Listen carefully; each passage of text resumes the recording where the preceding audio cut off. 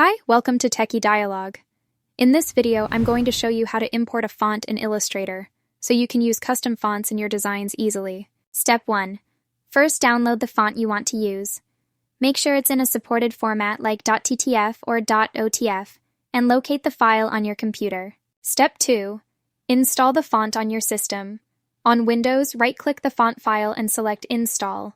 On Mac, double-click the font file and click Install Font in the font book. Step 3. Open Adobe Illustrator. Your newly installed font should automatically appear in the font drop-down menu. If it doesn't, try restarting Illustrator to refresh the font list. Step 4. Select the Type tool in Illustrator and click on your artboard. Open the font drop-down menu, find your imported font, and click to apply it to your text. Thanks for watching, and don't forget to subscribe to Techie Dialogue for more helpful Illustrator tips.